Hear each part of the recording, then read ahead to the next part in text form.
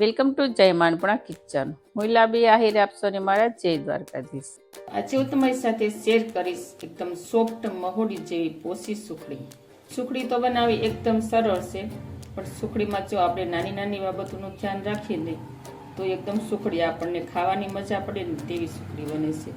તો સુખડી બનાવતી વખતે આપણે ખાસ ધ્યાન શું રાખવાનું હોય છે કે લોટ છે ને તે કાચો ન રહેવો જોઈએ, લોટ એકદમ રતાશ ન થઈ જવો જોઈએ, અને ગો છે ને તે તણાઈ ન જવો જોઈએ. જો ગો તણાઈ જાય ને તો પણ આપણી સુખડી એકદમ કડક બની જાય. એટલે આવી અમુક વાતનું આપણે ખાસ ધ્યાન રાખવાનું હોય છે. તો ફ્રેન્ડ, વિડીયો શરૂ કરતા પહેલા મારી તમને નિવેદન છે કે તમે જો મારી ચેનલ પર નવા હો અને હજી સુધી મારી ચેનલને સબસ્ક્રાઈબ ન કરી તો પ્લીઝ જય માનપુણા કિચનને સબસ્ક્રાઈબ કરી દેજો, વિડીયોને લાઈક જરૂર કરજો અને બાજુમાં રહેલી ઘંટડીને દબાવી દેજો, જેથી મારા નવા નવા વિડીયોની નોટિફિકેશન આપ સુધી પહેલા પહોંચે.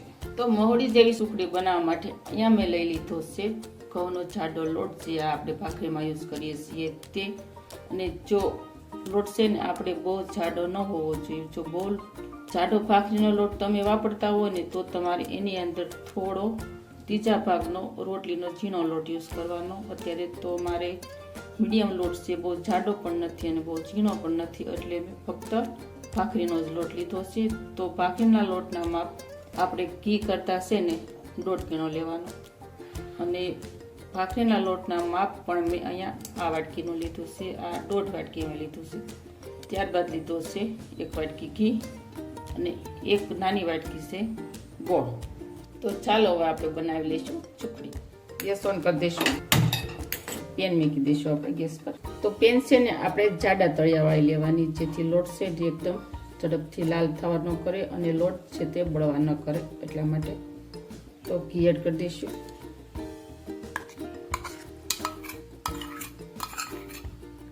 ઘી અત્યારે મેં ભેંસનું લીધું છે, તમે જે ઘરમાં રેગ્યુલર ઘી ખાતા હોય ને તે તમે લઈ શકો છો. ઘીને થોડી વાર ગરમ થવા દઈશું. તો આપણે ચેક કરી લઈશું, છે જેવો લોટ નાખીએ અને ઘી ગરમ થઈ ગયું છે કે. તો જુઓ, લોટ થોડો થોડો ફૂલવા મળ્યો છે, એટલે માની લેવું ઘી ગરમ થઈ ગયું. હવે આપણે તેની અંદર લોટ એડ કરી દઈશું.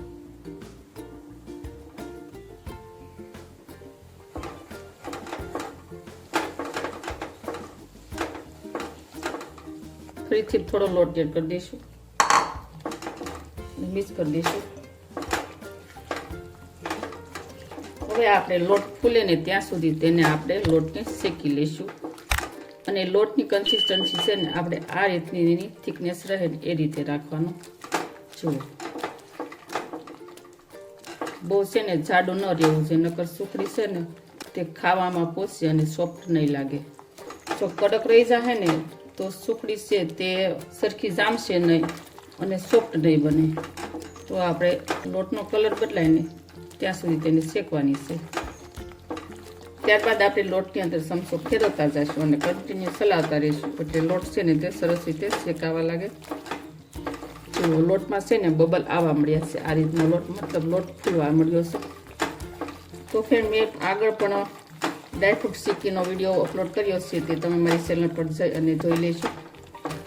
મેથી પાકનો પણ વિડીયો અપલોડ કર્યો છે, તે પણ શિયાળામાં મેથી પાક પણ ખૂબ આપણે સેહત માટે સારો, તે વિડીયો પણ મારી ચેનલ પર જઈ અને તમે જોઈ લેજો.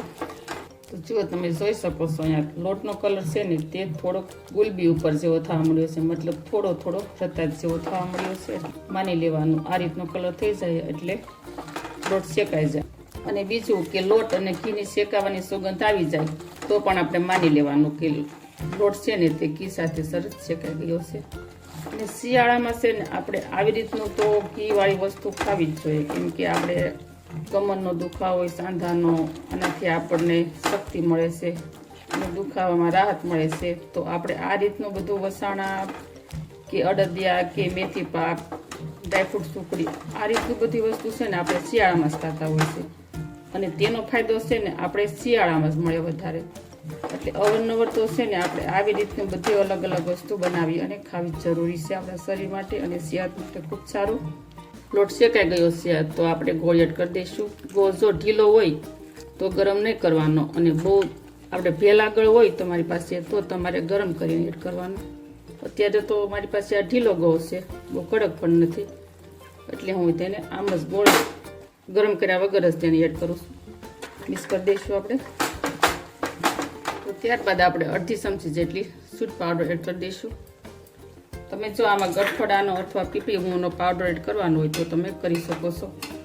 આમાં મારે ત્રણેય વસ્તુ મિક્સ જ છે બધે મસાલા, એટલે હું ફક્ત એમાં પાવડર એડ કરું છું.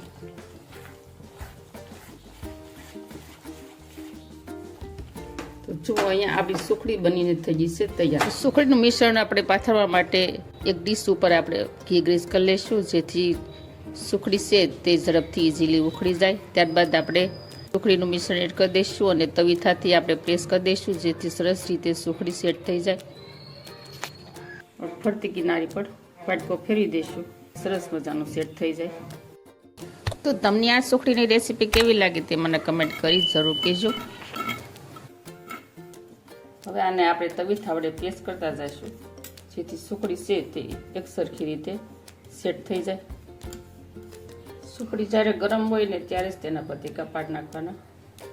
અને પતિકા પાડી દીધા બાદ આપણે તેને 15 થી 20 મિનિટ સુધી સુખડીને ઠંડી થવા માટે રાખી દેવાનું, જેથી ઘી સરસ રીતે જામી જાય અને સુખડી પણ સરસ રીતે સેટ થઈ જાય. ત્યારબાદ જ તેના પતિકા છૂટા પાડવાના. તો તૈયાર છે આપણી સોફ્ટ સુખડી.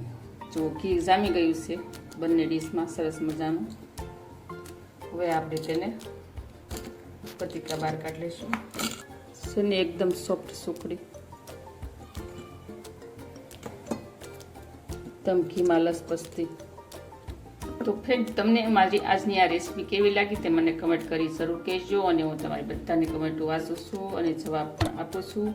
તો વિડીયો સારો લાગે તો લાઈક, શેર અને સબસ્ક્રાઈબ કરવાનું બિલકુલ ન ભૂલતા.